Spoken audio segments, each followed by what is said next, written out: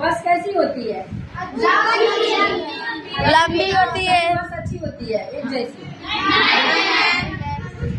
और तुम लोग बस की सवारी भी किए हो? Yes ma'am. मजा आता है बस में बैठने में? अच्छा लगता है?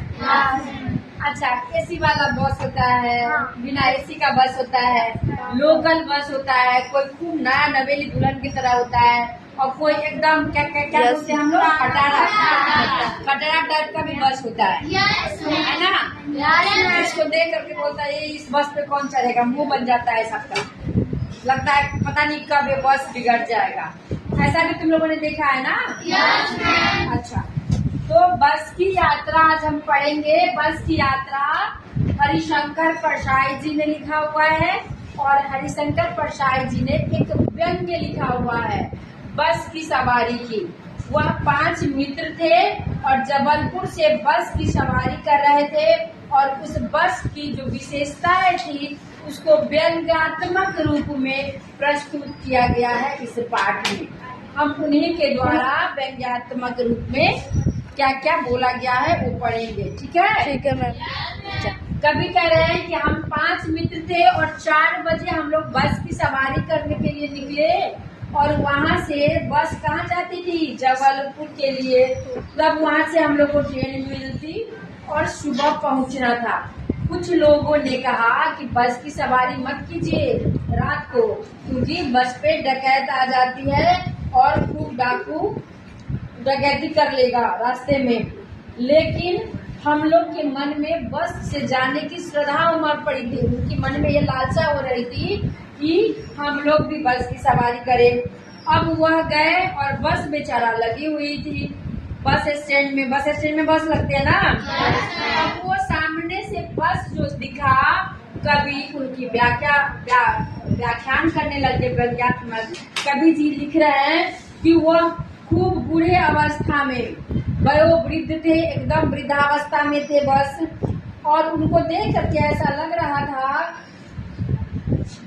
कि उन पे यदि मैं बैठूंगा, सवारी करूंगा, तो बस बेचारे वृद्ध को कष्ट हो जाएगा, हम इस बस पे कैसे सवारी करें। और वो यह भी बोल रहे थे कि ये बस चढ़ने लायक नहीं थी। क्या करने लायक थी? आरती उतारने लायक और पूजा करने लायक थी वह बस। उस पर हम सवार कैसे हो सकते थे? किसके बारे में कहा उन्होंने? बस के बारे में।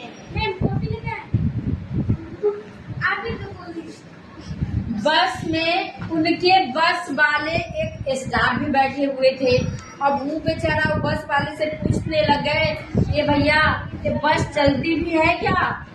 उन्होंने कहा हाँ भैया, क्यों नहीं, चलती है और बहुत अच्छे से चलती है, आप टेंशन मत लो, आप चुपचाप बैठे रहो। अब वो बस चलने लगी धीरे धीरे। गजब हो गया। क्या गजब हो गया? कि बस चलने लगी। अब बस कभी आगे होती है कभी पीछे होती। अब एक उसमें डॉक्टर मित्र थे, उनको उस डॉक्टर मित्र ने कहा कि डरो मत, बस बहुत अनुभवी है, वह नई नवेली से ज्यादा विश्वसनीय है। अब देखो, बस को दुल्हन का रूप भी दिया गया है। नई नवेली और नया जो बस होता है वह नई नवेली दुल्हन होती है, और एक वृद्धावस्था में बस है। तो उस डॉक्टर ने व्यंग किया, बोला कि यह नई नवेली दुल्हन की तरह तुम्हें धोखा नहीं देगी, बीच में नहीं छोड़ेगी, यह बहुत वृद्ध है और अनुभवी बस है, हमें सही सलामत अपने पुत्र के जैसा, अपने बेटे के जैसा मंजिल तक पहुंचा देगी। इसलिए तुम टेंशन मत करो, इनके गोद में बैठ जाओ। किनके गोद में? बस के गोद में बैठ जाओ। अब जैसे ही हम बैठ गए तो लोग जो छोड़ने लोग आए थे बस में, अब उन लोग को लग रहा था कि हमारी यह अंतिम विदाई है। अंतिम विदाई कब होती है? मार जाया जाता है जब ऊपर जा रहे होते हैं। अब वो बेचारा बस को देखकर इन लोगों को इतना अच्छा अच्छा कमेंट किया, बैंक किया। क्या किया बैंक? कुछ लोग बोल रहे थे कि अच्छा भाई ठीक से जाना, हाँ, आंखों में आंसू लिए बोल रहे थे, अब तो आना जाना लगा ही रहेगा, हाँ, राजा रंग फकीर जो आया है धरती पर आज न कल जाएगा। ये सब चीज तब कहा जाता है जब लोग मरने वाले होते हैं, तो उनको विश्वास किया जाता है कि जाने दे भैया, सबको मरना है एक दिन। मरने के बाद लोग बोलते हैं कि क्या हुआ, आपका पति मर गया या भाई मर गया या पुत्र मर गया, तो सब आना जाना लगा। तो इस तरीके की जो बात है वह लोग जाते जाते कहते गए। अब इन लोग जो बस पर बैठे थे, इन लोग का कलेजा और धक धक करने लगा। हे भगवान, सही में हम लोग सही सलामत पहुंचेंगे या कि ऊपर पहुंच जाएंगे। अब जब इंजन स्टार्ट हो गया, कभी कह रहे हैं इंजन स्टार्ट हो गया, और जैसे बस की इंजन स्टार्ट हो रही है, सब लोग भीतर बैठे थे, कांच बहुत कम बचे थे। अब बस में जो है वो इतनी खूबसूरत थी कि कांच नहीं था बस में, बहुत थोड़ा सा टूटा फूटा भी कांच था।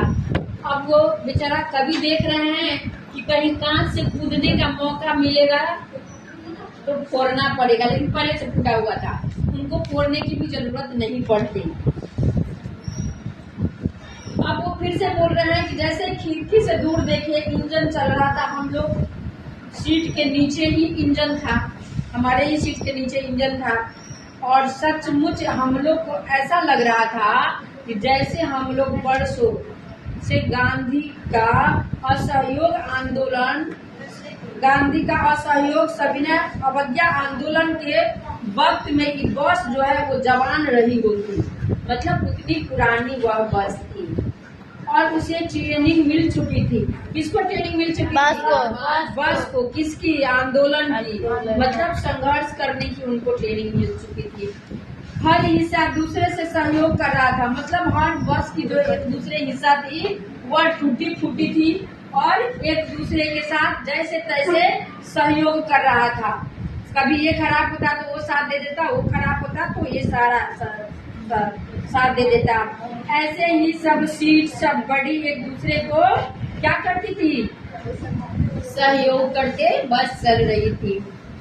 कभी लगता था कि सीट को छोड़कर बड़ी आगे भाग रही है, और कभी लगता था कि 8-10 मील चलने के बाद भेदभाव मिट गए।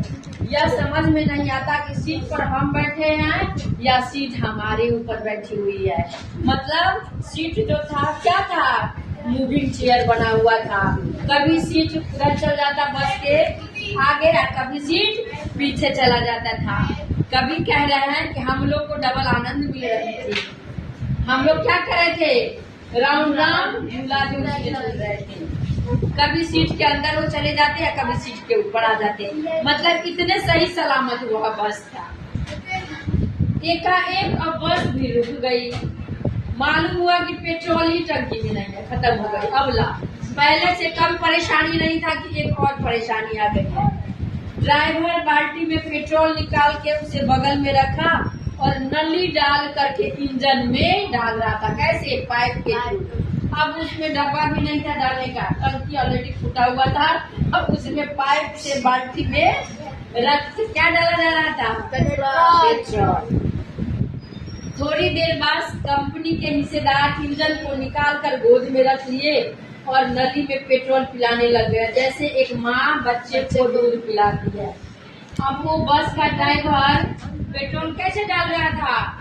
जैसे कोई माँ गोदी में रखकर अपने बच्चे को दूध पिलाती है, ठीक उसी प्रकार वह ड्राइवर इंजन को अपने गोद में रख लिए और उसमें क्या करने लगे? पेट्रोल पिलाने लग गए। अब इतना ही आज काफी है, कल बाकी के